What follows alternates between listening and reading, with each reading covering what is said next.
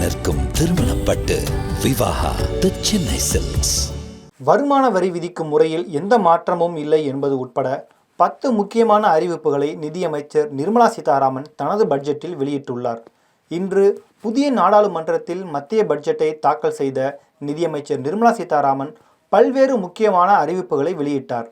55 நிமிடம் அவர் பட்ஜெட் உரையில் பேசினார். இடைக்கால பட்ஜெட் என்பதால் பெரிய அறிவிப்புகள் வெளியாகவில்லை.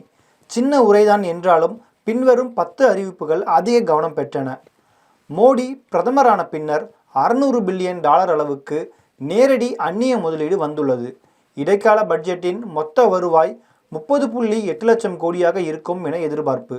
அதில் நிதி பற்றாக்குறை 5.8%.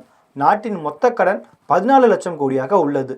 முத்ரா திட்டத்தின் கீழ் 43 கோடி வங்கிக் கடன்கள் வழங்கப்பட்டுள்ளன. திறன் மேம்பாட்டு திட்டத்தின் கீழ் 3000 ITIக்கள் தொடங்கப்பட்டுள்ளன. 9 14 வயதுக்குட்பட்ட பெண் குழந்தைகளுக்கு கர்ப்பப்பை புற்றுநோயை தடுப்பதற்கான தடுப்பூசி போடப்படும். ஆயுஷ்மான் பாரத் திட்டத்தில் அனைத்து அங்கன்வாடி ஊழியர்களும் சேர்க்கப்படுவார்கள். நாடு முழுவதும் மருத்துவக் கல்லூரிகள் அமைப்பது தொடர்பாக தனிக்குழு அமைக்கப்படும்.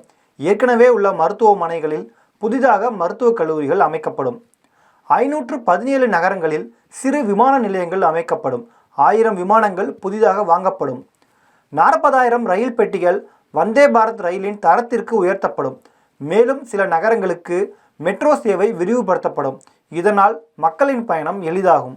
நாடு முழுவதும் மின்சார வாகனங்களுக்கான பேட்டரி சார்ஜிங் மையங்கள் அதிகரிக்கப்படும். இந்தியாவில் எலக்ட்ரிக் வாகனங்கள் பயன்பாடு அதிகரித்துள்ள நிலையில் நிதியமைச்சர் இந்த அறிவிப்பை வெளியிட்டுள்ளார்.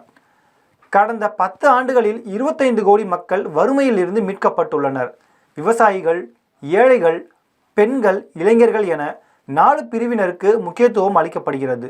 ஊழல் எதிர்ப்புக்கும் வாரிசு அரசியலுக்கும் எதிராக நாங்கள் போராடி வருகிறோம். கடந்த 10 ஆண்டுகளில் இந்திய பொருளாதாரம் வளர்ச்சி பாதையில் பயணிக்கிறது. பாஜகவுக்கு மக்கள் மீண்டும் வாக்களிப்பார்கள் என நம்பிக்கை உள்ளது.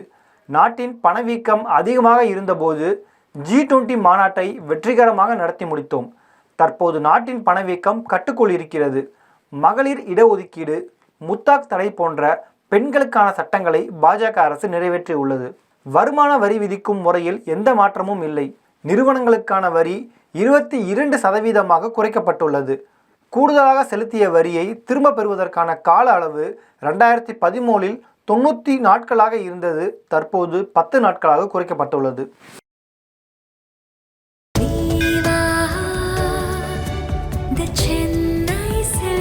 நினைவில் நிற்கும் திருமணப்பட்டு விவாகா தி சென்னை சில்க்ஸ்.